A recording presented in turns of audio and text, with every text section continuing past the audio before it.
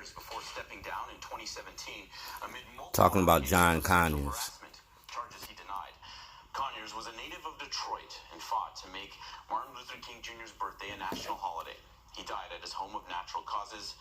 John Conyers was 90 years old. All right, some parts with a winter weather advisory starting off the week. Let's check in with NBC meteorologist Janessa Webb. Good morning. Good morning. All right, this is NBC News, all right, and they talking about John Conyers, all right.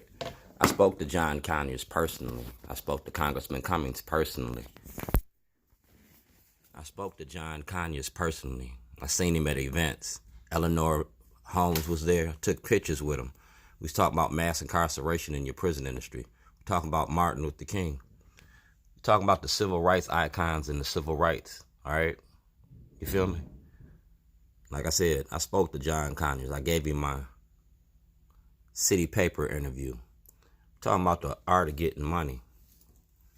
So we're going to frame this the right way. I'm a member out for justice. And just like the White House got a war room, I got a war room about the war on drugs, the prison industry. And I gave John Conyers this. I gave John Conyers a copy of this. The Jailhouse Diary. And just like the Westboro Baptist Church, I got a right of freedom of speech. I got a right of freedom of speech. You see the date? 2011. That's part of my Jailhouse Diary. First Amendment. All right? I can picket people's funerals. I can picket people's funerals. I gave Congressman Cummings a pass, but I'm going to start picking funerals because that toilet ain't nothing but art and evidence. It's evidence for a federal investigation. All right, evidence for a federal investigation. And I'm showing the role that the media plays in it, WBAL, Fox 45, because the shielding law don't apply to y'all. This applies to y'all. I'm writing this in reference to Dwayne Davis. I met Mr. Davis on several occasions over the past year. He has expressed his concerns about a number of issues that fall under your purview. I'm requesting that you and your staff take another look at this case and see if if it warrants additional attention. I committed to Mr. Davis that I would at least request an assistance, understanding that much of this concern raises are outside the scope and purview of the Baltimore County government. It doesn't fall outside the Baltimore County government because the Baltimore County government is the one that committed the crime. So like I said, it's a situation room.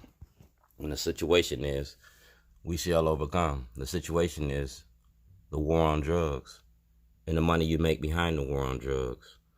The senators and congressmen to get paid by ALEC. We can't be talking about Martin Luther King and Martin Luther King's dream and not keeping it alive. I'm a member of Out for Justice. Mass incarceration would be an issue that Martin Luther King would talk about. So I'm going to frame the issue. We're going to frame the conversation. President Trump got a war room. I got a war room too.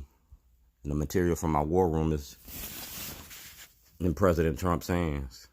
Like I said, enemy of my enemy going to be my friend. President Trump has a reentry program. This is part of the reentry program. President Obama asked for the investigation. And like I said, my war room breaks everything and everybody down.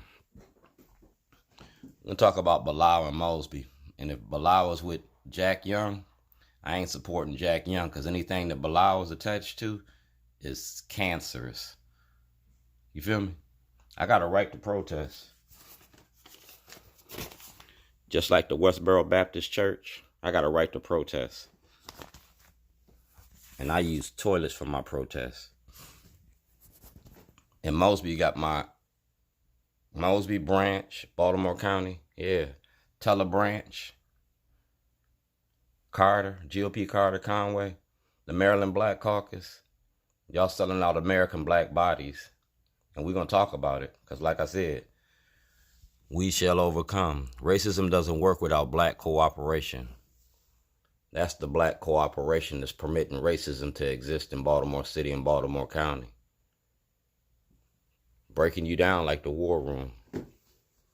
So you know who did it. I told y'all when I started this, y'all rather walk through hell with gasoline drawers on than fuck with me. Well, I got the gas, and I'm going to put them on y'all's drawers. I'm going to break you down just like we do. It's like I said, President Obama asked for an investigation. President Trump got the information, and President Bush was in the beginning of this. Congressman Cummings, Sarbanes, Dutch Ruppersberger, Eleanor Holmes, and Congressman Brown. You feel me? You can go directly to Grassley's office and get my information. Because like I said, I'm a whistleblower.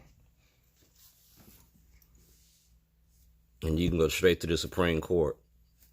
Because just like the Westboro Baptist Church, this is going to go to the Supreme Court. That's how we're going to frame this conversation.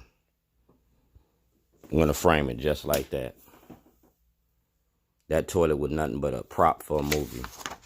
And then we're going to frame this out for justice. You feel me?